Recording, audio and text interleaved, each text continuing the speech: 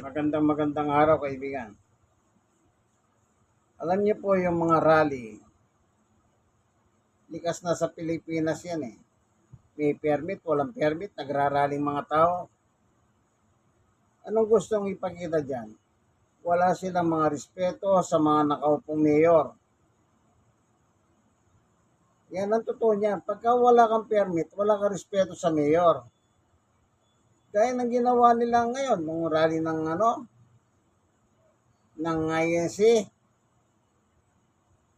nagrarally sila kasi nga sabi ni Ombudsman Jesus Crispin Remulla, kakasuhan si Senador Rodante Marcoleta na isang member o handog. Hindi ko alam kung handog siya, no? Hindi ko rin alam kung ministro siya.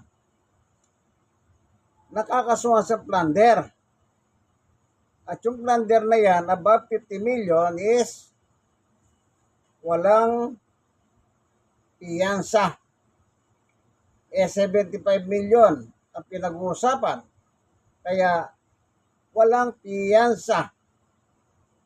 Sabi nga ni Katonyeng, alam niyo naman si Katonyeng, si Taberna, na dating nagbabalita sa Channel 2. Yan ay, ang sabi niya, kay Marcoleta, sinolo mo yung 75 million.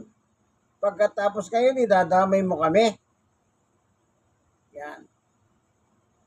Yung salitang idadamay mo kami, yan na nga nangyari sa surprise rally nung madaling araw nitong nakaraan na nagkabol-bol po ang traffic kasi yung mga sasakyan ng New Era University inarangan po ang EDSA. Talagang nakaharang sila. Yan. Ano yan? Wala silang respeto sa kanilang kapwa-tao. Bakit? Kayo lang bang pwedeng mabuhay, mga kampo ni Satanas? Hindi nyo ba alam yung kalsada na yan, pinagawa yan ng mga taxpayers. Palagay na nagbabayad kayong mga member ng ISC na tax. Okay lang yun kasi ako nagbabayad din ako. Pero wag nyo namang arangan yung kalsada. Kasi kaya pinatayo yan para may madahanan ng mga commuters. Pero ginawa nyo, inarangan nyo, wala pa kayong permit. Ibig sabihin, wala kayong respeto sa mga mayor. Lalo na yung inyong sentral, saan nakatayo yan? Quezon City.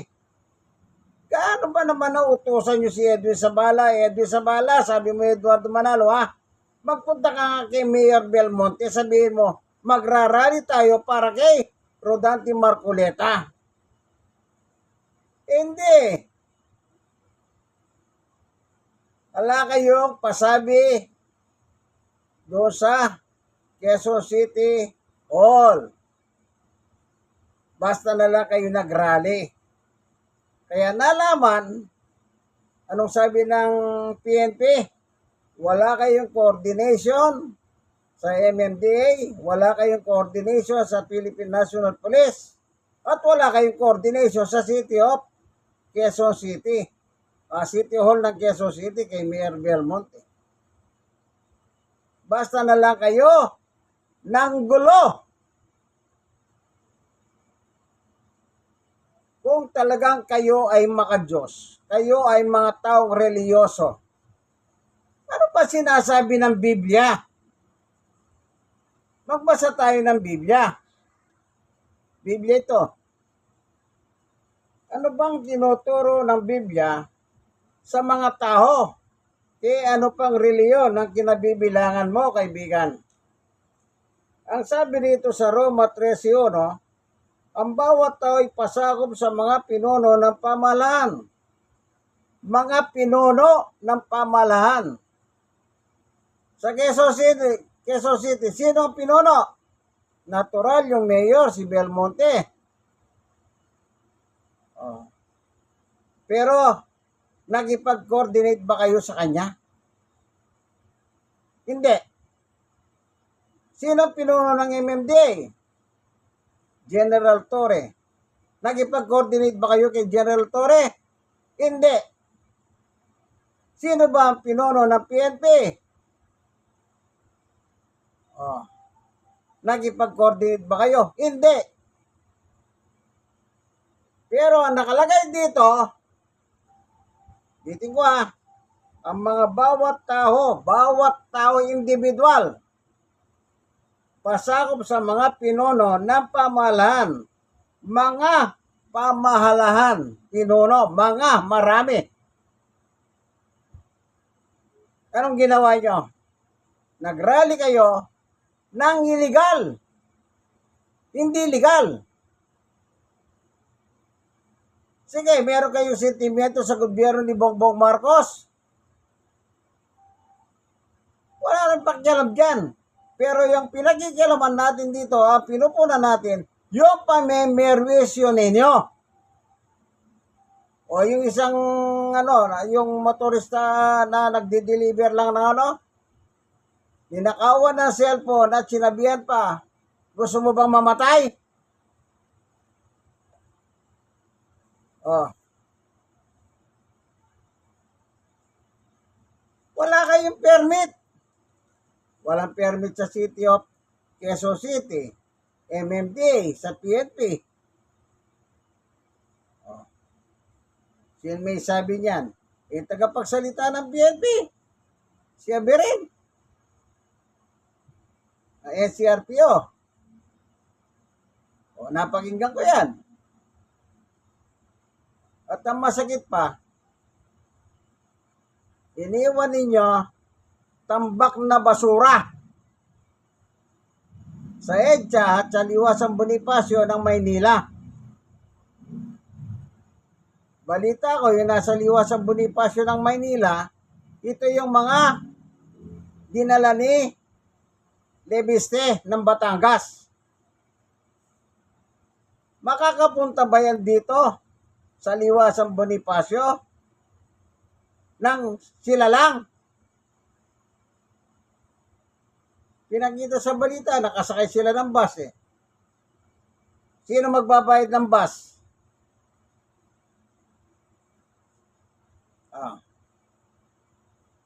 Meron ba silang pambayad? Sa mga rally ngakot-takot na yan, ako naranasan ko na yung ngakot na yan. May kabayaran na pera yan. Di ka naman sasama dyan. Isipin mo, taga Batangas ka. O sabihin mo na nga yan, ka sa Batangas. Sumama ka. Namasay ka ba? O pang sabi ni Lebista, yung iba dyan, hindi naman na-AC, pero sumama sila. O, para saan yun? Anong pinakikipaglaban mo? Ako natangay ako ng ganyan Wala naman ako pinaglalaban. Pero may perang involved. Kaya sumasamang mga yan dahil sa bayaran. Wala naman silang agenda Pampadami lang sila.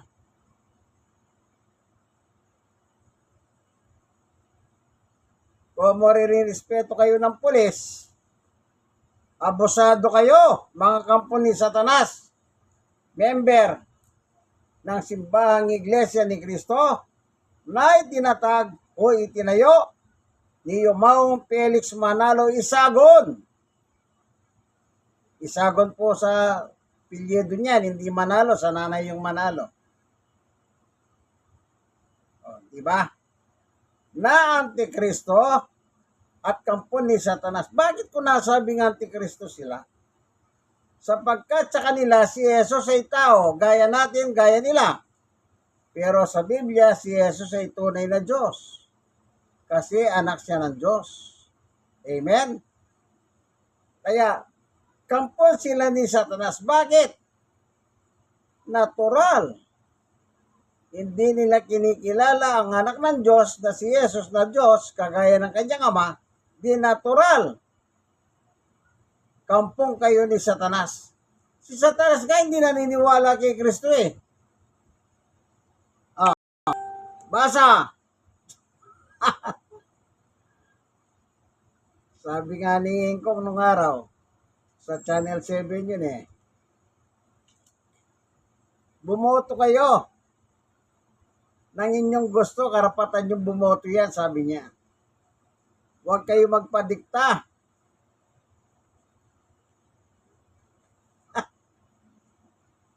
Sipin mo, may sarili kang damdamin, sinong gusto mong iboto, kaya sasabihin na ni Edwin Sabala, iboto ninyo ito. Sunod-sunuran ka, uto-uto. Tapos lalagay pa ka pa nilang talata, yung unang Korinto. Wala namang botohan doon. Meron bang eleksyon na nakalagay doon? Sa ginagamit nilang talata sa unang Korinto? Wala. Ito po yung babasahin ko kay Satanas. Sabi niya kay Jesus, ito yung panahon na tinukso niya si Jesus kasi nag-fasting si Jesus ng 40 dias. Sabi niya, ay ito.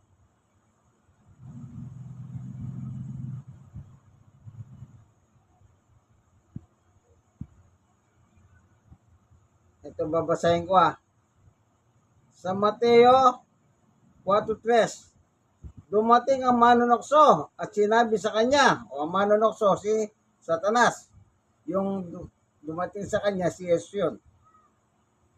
Kung ikaw ang anak ng Diyos, o kita nyo?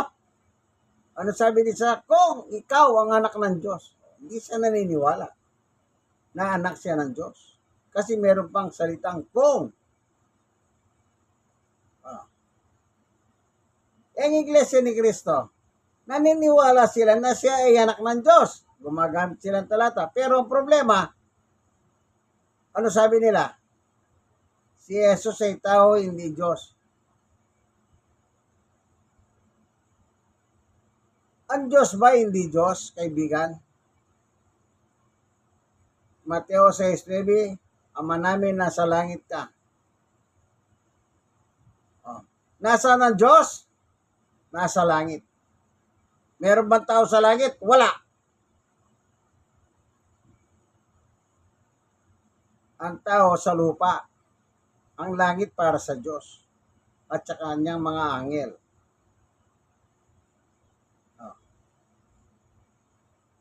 Kung ipagpipilitan mo si Jesus ay tao, lalabas tao din ang kanyang ama sa langit.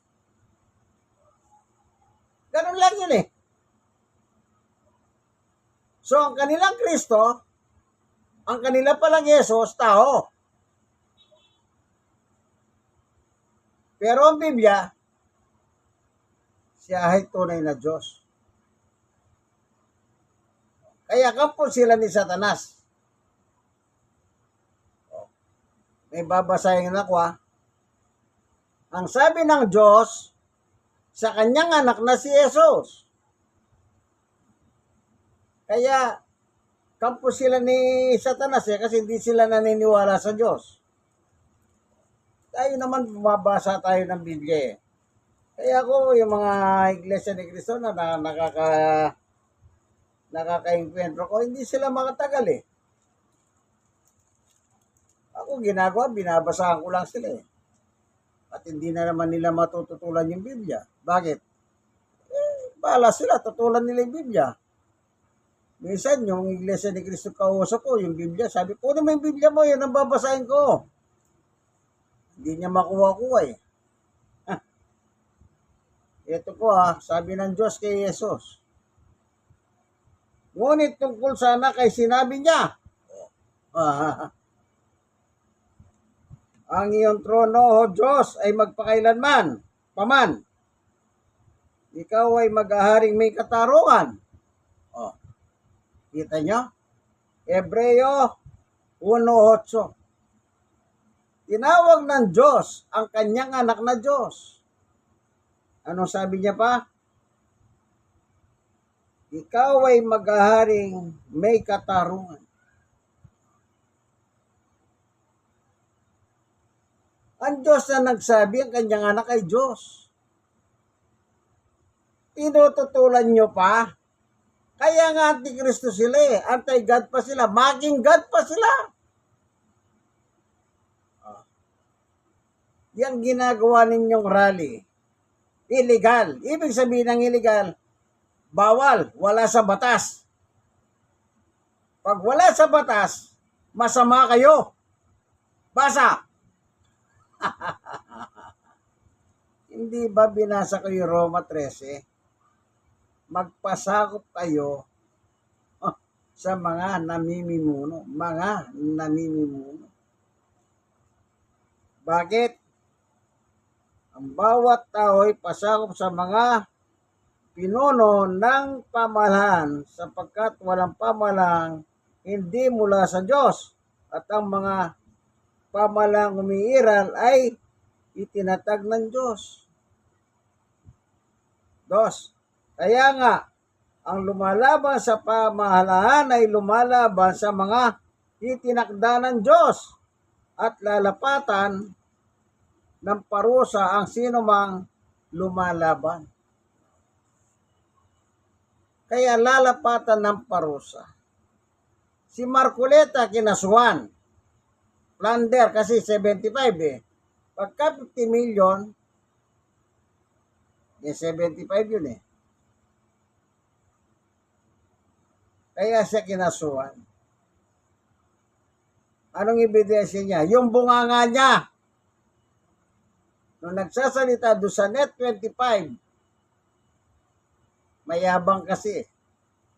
Abogadong mayabang. Hindi niya nilagay sa sose yung mga contribution na tinanggap niya sa tatlong individual.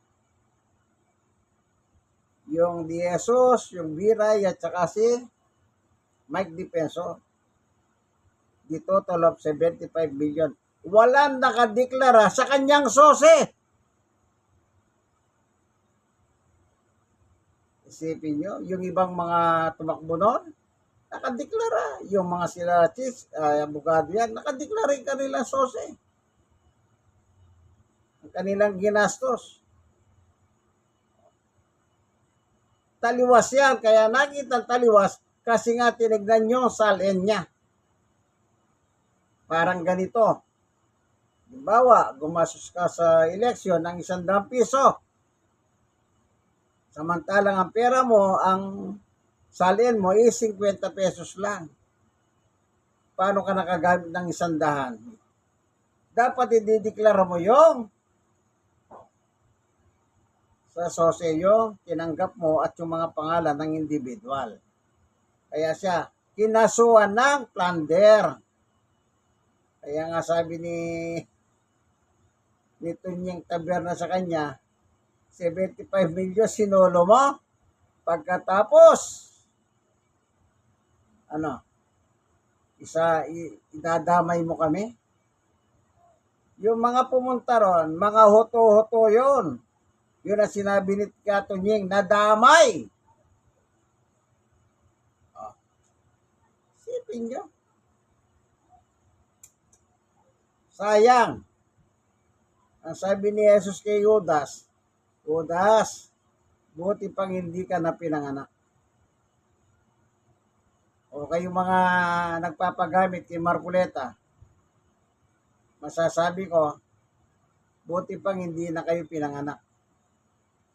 Eh bakit? Isipin mo, binigyan ka ng buhay ng Diyos, binigyan kanyang isip, gagamitin mo sa ibang tao. Bakit? Naginabang ba kayo sa 75 million?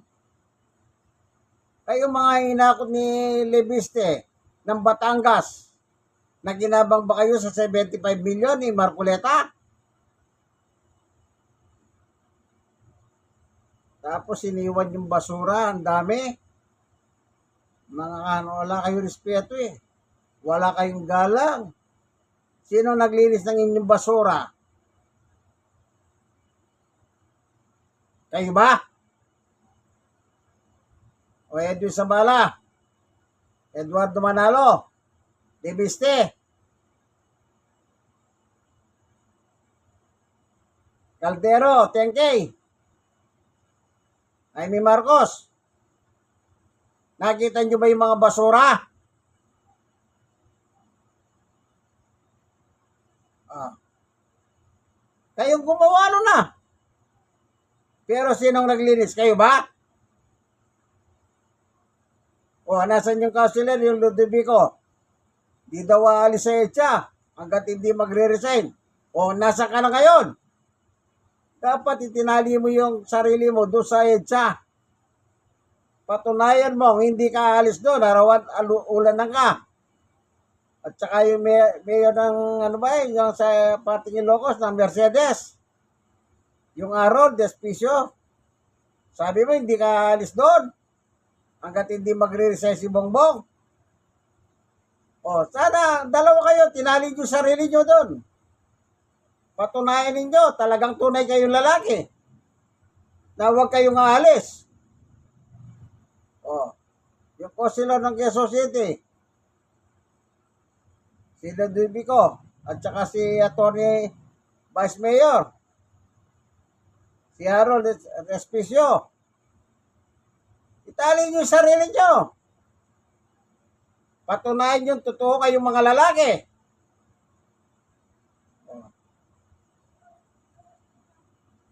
Yabang, mayayabang kayo. Sa bagay, sabi nga ni Jesus kay Satanas, wala ang katotohanan sa kanya. 1:8:44. Ano po sabi ni Jesus about Satan? Ito. 1:8:44. Anong sabi ni Jesus kay Satanas? Kay ganito. Kalaban ng katotohanan at di matatagpuan sa kanya ang katotohanan kahit kailan. Ano yung katotohanan? Salita ng Diyos. 1:17. Salita mo ay katotohanan, sabi ni Jesus sa Diyos. So, walang katotohanan o walang salita ang Diyos palaki Satanas kailanman. Kasi kayo mga alipores kayo ni Satanas, di wala rin kayong katotohanan. Kasi kung nasa inyo ang salita ng Diyos, di sumunod kayo sa batas. Wala nga kayong permit Kala nyo kung sino kayong mga siga.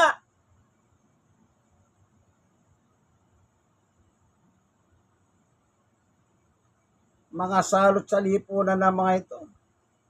Kayong mga kamag-anak ng mga yan, kung manonood kayo yung video ko, mga salot ang kamag-anak nyo. Religyoso daw. Hindi sila religyoso. Sa demonyo sila. Kampo sila ni Satanas. Mga demonyo. Pinerwisyo nyo ang taong bayan. Inarang nyo yung mga bus ng New Era University sa EDSA mismo. Bakit? Kayo ba nagpatayo ng EDSA? Pagmamayari nyo ba yung EDSA? Sana doon na lang kayo sa arena sa may Bulacan. Doon na lang kayo magkukuda ng magkukuda. Pati yung mga taong bayan, piniperwisyo nyo. May mga pumapasok na estudyante na exam nila, hindi nakapasok. May mga pumasok na hindi na nakapasok dahil na-traffic sila. Sa tambak pang basura at tinapon nyo, sigurado hindi lang basura iniwan nyo. Pati panghi, iinin nyo. Baka meron pa tumayo doon Di ba? Posible naman magdamag magapon hindi ka matay Hindi ka makawiwi. Mga tunay kayong perwisyo. Anong klase kayong religyoso? Sabagay,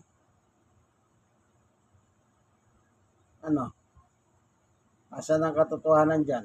Wala. Tupungin yung kaibigan Jesus, Brother Manny Bautista. God bless us all po. Lagi po kayo manalangin. Mainit ang panahon. at mahirit ang politika. Kabayo.